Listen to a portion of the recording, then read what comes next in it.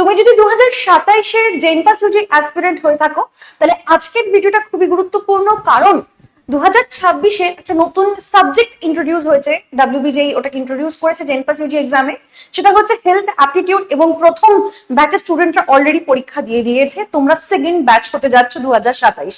তাহলে তোমার জানতে হবে যে 2026-এর প্রথম পেপারটা কেমন গেছে এবং 2027-এর যে স্টুডেন্ট তোমরা দেখছো তোমাদের প্রিপারেশনটা কেমন হতে পারে। তো হ্যালো, আমি তোমাদের ইংলিশ এডুকেটর শ্রাদ্ধা ম্যাম, এবং আমি এটার সঙ্গে হেলথ অ্যাপটিটিউডও তোমাদেরকে পড়িয়ে থাকি।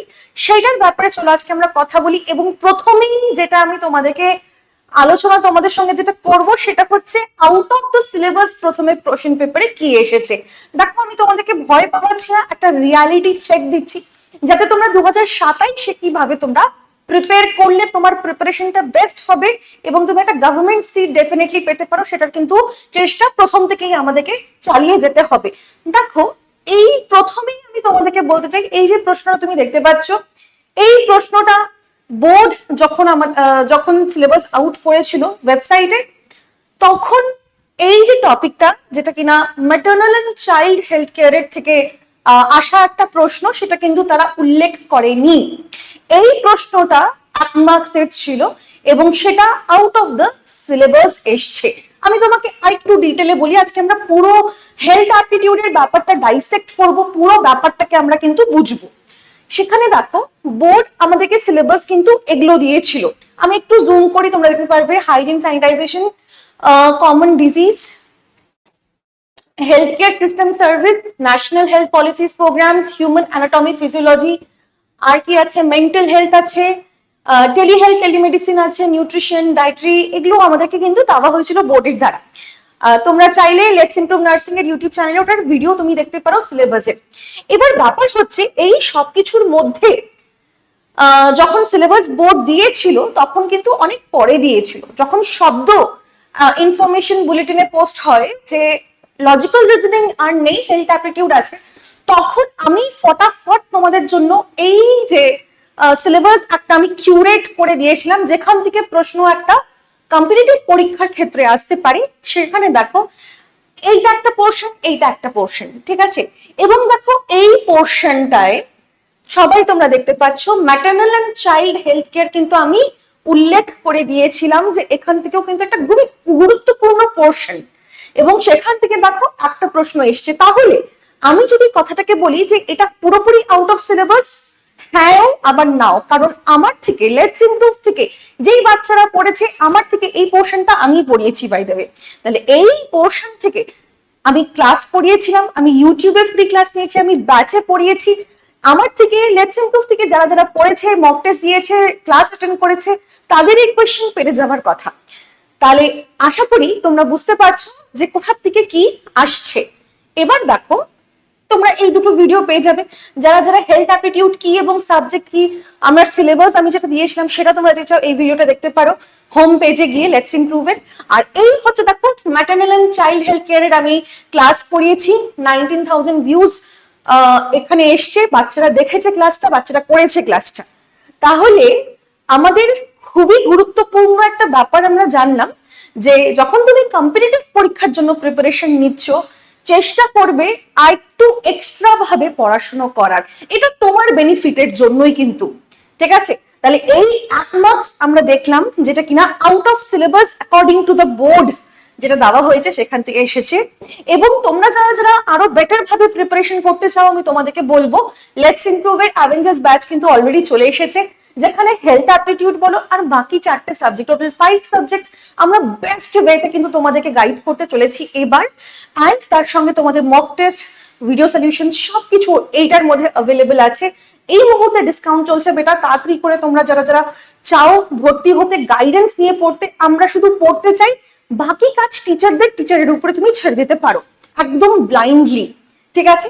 তাহলে এই হচ্ছে আমাদের কন্ট্যাক্ট নাম্বার, তুমি চাইলে আমাদেরকে যোগাযোগও করতে পারো ব্যাচে ভর্তি হয়ে যাওয়ার জন্য। তাহলে আশা করি তোমরা বুঝতে পারছো পুরো হেলথ অ্যাপটিটিউডের ফার্স্ট পয়েন্ট 1 মার্কসের এতক্ষণ আমি তোমাদেরকে একটা হিসাব দিলাম।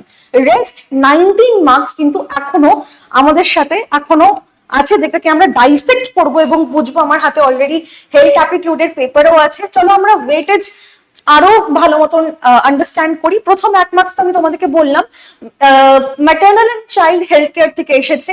বাকি মার্কস গুলো দেখি আমরা কোথা থেকে এসে। প্রথমত আমি বলি তোমাদেরকে বেসিক যে কয়েকটা দুটো ম্যাথের প্রশ্ন ছিল ওটা এসেছে, সেটা একদমই ইজি ছিল।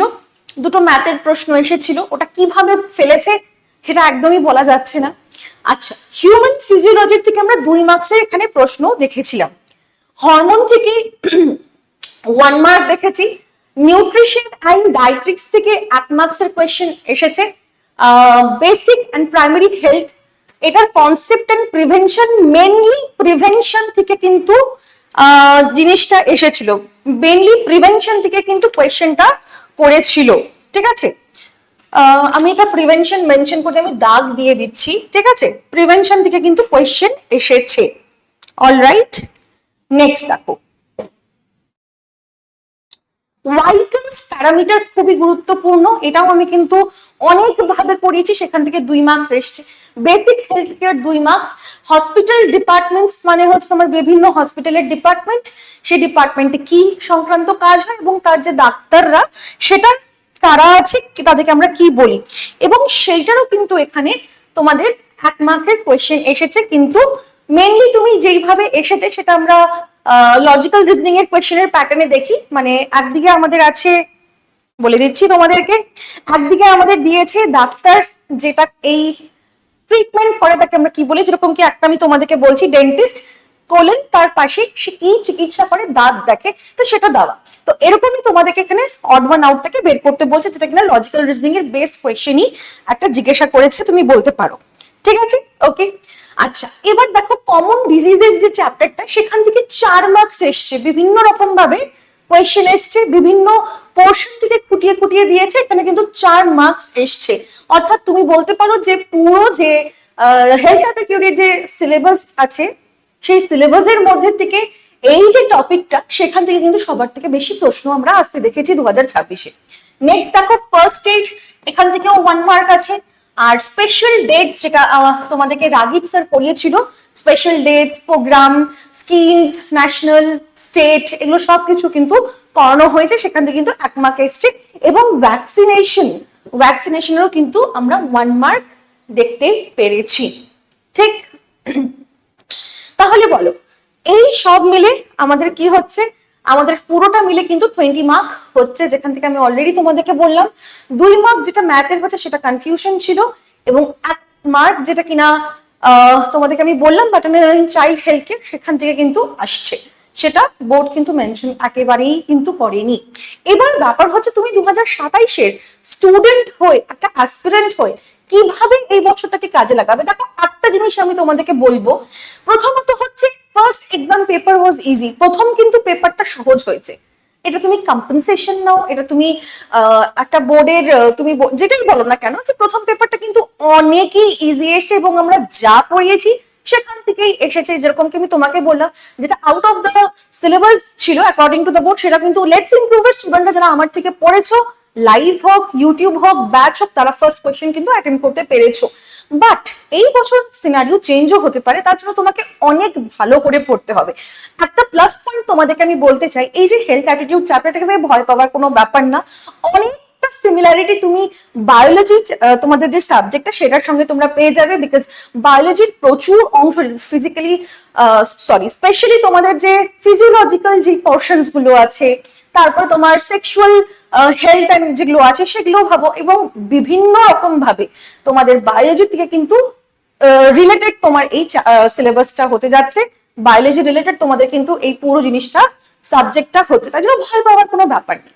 ঠিক আছে, এটা হচ্ছে প্রথম। তারপর হচ্ছে দেখো, যেহেতু আমরা কম্পিটিটিভ এক্সামের ওরিয়েন্টেড পড়বো, তার জন্য কিন্তু ব্যাপারটা ভাস্ট হবে, এবং হওয়াটাই স্বাভাবিক। কেন কি, একটা কম্পিটিটিভ পরীক্ষা, এটা একাডেমিক পরীক্ষা না। তাই জন্য যখন আমরা একটা কম্পিটিটিভ পরীক্ষার জন্য প্রিপারেশন নিই, একটা স্টুডেন্ট যে শুধু সিলেবাসে স্টেক আছে, আর আরেকটা স্টুডেন্ট যে কিনা আরেকটু নলেজের জন্য এবং ভালো প্রিপারেশনের জন্য সে আরেকটু খুঁটিয়ে খুঁটিয়ে পড়ার চেষ্টা করে, তার জন্য তোমাকে মাথায় রাখতে হবে ভাস্ট সিলেবাস হতে যাচ্ছে, তোমাকে এটা কভার করতে হবে। এবং যারা যারা এখন এই ভিডিওটা দেখছো, তার মানে তোমরা বছরের একদম ফার্স্ট থেকে দেখছো। আমরা যদি জেনপা সিটির ইয়ার সাইকেল ধরি, তাহলে এটা মোটামুটি তুমি বলতে পারো যে তুমি এখন থেকে স্টার্ট করছো। তো একটা স্টুডেন্ট যদি এত তাড়াতাড়ি স্টার্ট করছে, তাকে কেউ আটকাতে পারবে না সিলেবাস ভালো মতন কমপ্লিট হওয়ার থেকে, মক টেস্ট রেগুলারলি দেওয়ার থেকে, এবং ভালো প্রিপারেশন তার অবশ্যই কিন্তু হবে। ঠিক আছে, এবং আমরা আছি, তোমাদের চিন্তার কোনো ব্যাপার নেই। তৃতীয় পয়েন্ট আমি তোমাদেরকে কিন্তু একটু বলতে চাই। দেখো, তৃতীয় পয়েন্ট আমি বলছি, do not blindly follow board syllabus. Board দিয়েছে একটা সিলেবাস, কিন্তু যেই স্টুডেন্টরা একান্তই ব্লাইন্ডলি বোর্ডের সিলেবাস ফলো করবে, তারা কিন্তু খুব বড় ভুল করতে যাচ্ছ। আমি তোমাকে কিছু প্রমাণ দেখাই। এখানে তুমি দেখছো বেশ কিছু কিন্তু কমেন্ট আছে, খুব কনসার্নিং কমেন্ট এগুলো। যখন বোর্ড তোমাদের যে ইনফরমেশন বুলেটিন যেটা পোস্ট করে, ওখানে যখন বললো যে লজিক্যাল রিজনিং নেই আর হেলথ অ্যাপটিটিউড আছে, তখন প্রচন্ড প্যানিক হয়েছে স্টুডেন্টদের মধ্যে।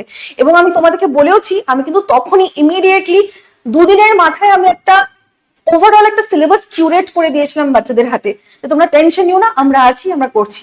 কিন্তু বেশ তার থেকে কিছু সপ্তাহ পর গিয়ে বোর্ড যখন ফাইনালি একটা আমাদেরকে সিলেবাস দিয়েছে, সেই সিলেবাস থেকে কিন্তু আমরা প্রশ্ন অবশ্যই এসছে, কিছু আউট অফ দ্য বক্স এসছে। তো যখন আমরা প্রিপারেশন করাচ্ছিলাম, আমরা সব রকমই কিন্তু পড়াচ্ছিলাম এবং বলতে গেলে এক্সট্রা পড়িয়েছিলাম। তখন কিছু বাচ্চারা কিন্তু কনসার্ন দেখিয়েছে যে অলরেডি তারা চাপে, অলরেডি সময় কম, তার মধ্যে তাদের আরো সাবজেক্টের প্রিপারেশন আছে এবং হেলথ অ্যাপটিটিউডের সিলেবাস তাদেরকে কমপ্লিট করার ব্যাপার আছে।